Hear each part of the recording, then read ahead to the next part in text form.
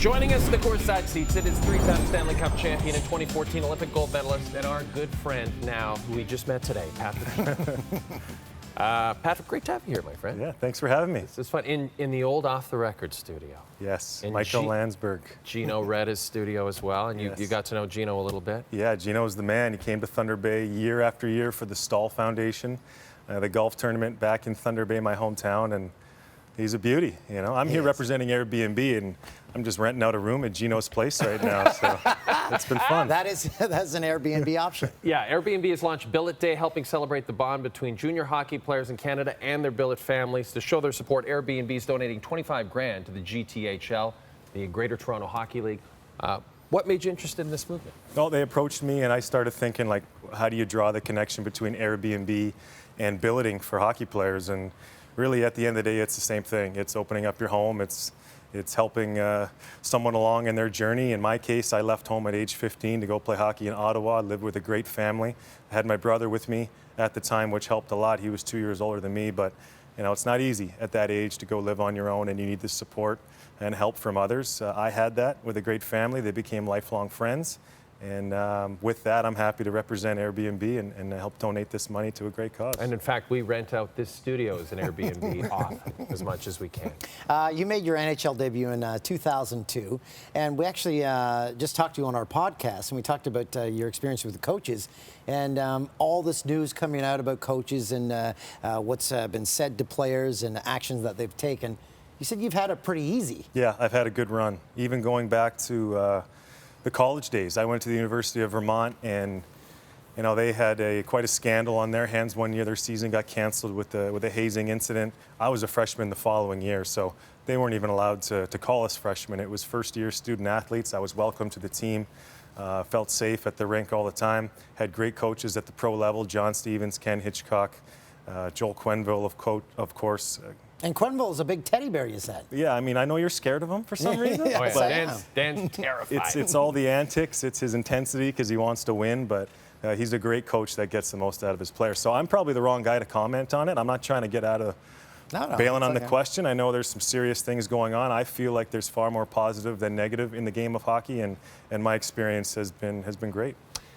You are, let's just be honest, the hottest thing going in television broadcasting right now. All right? Okay. So you leave the NHL and boom, right into NHL on NBC, right at the big desk with JR Superstar and Catherine Tappan and whoever else they got right now. Don't forget Keith Jones. Keith Jones, Jonesy, our good friend. Yes. Love that guy.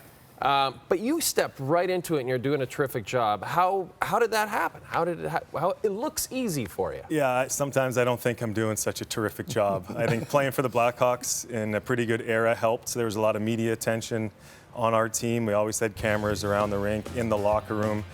Hit it at the right time, and I always just felt comfortable dealing with that kind of stuff. So maybe that's helped in the transition. But you know, I didn't really have any aspirations of being on television. I always just wanted to play hockey.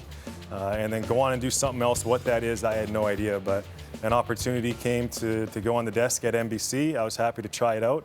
Wasn't very good for a while. Still don't think I'm very good. I actually want to thank you guys for tweeting out and Instagramming out probably my biggest blunder on television. If you guys don't remember last year when I totally blanked. That was amazing. All my friends in Canada didn't see that because I'm in the U.S. But thank you very much for getting that out. And we actually have a clip of it right now. What are the challenges it presents? Well, it presents a lot of challenges, really. What are we talking about again? Embrace those moments. Those are our favorite moments. And it actually was a good thing that it happened. So what happened was Liam was talking to Keith and I was supposed to talk about Carolina. Jonesy was supposed to get the Bruins. And we were talking about an offside play. I think it was the Landeskog offside in the playoffs last year. Came back, I figured Jonesy was going first, and I kept looking over. I'm thinking to myself, is Liam talking to me right now? Like, am I supposed to answer the question? And then I totally spaced. I actually tried to get out of it with the BS answer for a while. Right. And thought the best thing to do is just come clean and say, what are we talking about again? People love that, though. They and love ever that since authenticity. then, it just takes the pressure off a little bit. You know? Absolutely. We've been messing up for years. Look where we are now. We get got away our with show. We have a segment at the end of the show to point out our errors. Yes. Okay. I hate to bring this up. 10 years ago to this day, you were robbed of a prestigious title, the award of 2009 Sexiest Chicago Athlete. Mm-hmm. Do you know who won it? Yes, I do. Who? Derek Rose. I think the fix was in, but D. Rose. After an D. Rose, internal error on the website. So what Have happened? you gotten over this? Yeah, but I hate talking about it because it's awful. But we were trying to promote the Hawks. I think Victoria's Secret was running a promotion. Yeah, they were. Or maybe it was Sports Illustrated. Marissa Miller, anyway, beautiful, Oh, yeah. talented model, Yes, was yes. in Chicago. And they had a prearranged shoot with Derrick Rose, who was the star of the Bulls. So they put this fake voting contest together. Urlacher from the Bears, Sharp from the Hawks, and Rose from the Bulls. And I don't think they underestimated the fans of the Blackhawks because they got wind of it and they just started voting and voting and voting. And I didn't win. I guess at internal error. I think in the final hour, Derrick Rose got like 175,000 votes, so he ended up pulling it out. I wonder where those came from. It's not that important, though. Let's move on to more important. But you know what is important? Wheel of Destiny!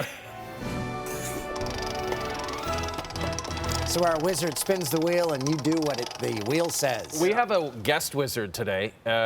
He's the Scrizzard. We're calling him the Scrizzard. So, Scrizzard, you got to spin that bad boy There's for Patrick. two items on this that I do not want to do. I might have to do a second spin. Okay, what are they? One of them is tell a joke, and the other is that one, do an impression. Host's choice.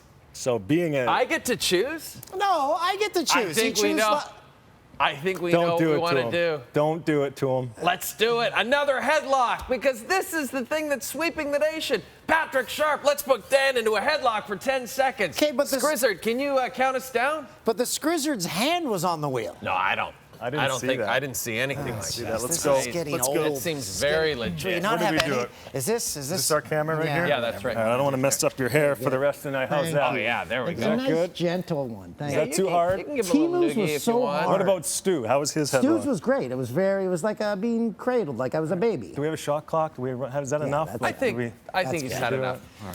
Thank you, Patrick. Thank you. That was great. Really appreciate that. After Christian Kirk ran into the goalpost, we take a look back at other never saw it coming moments in the SC Top 10. Patrick Sharp, that was fantastic, by the way.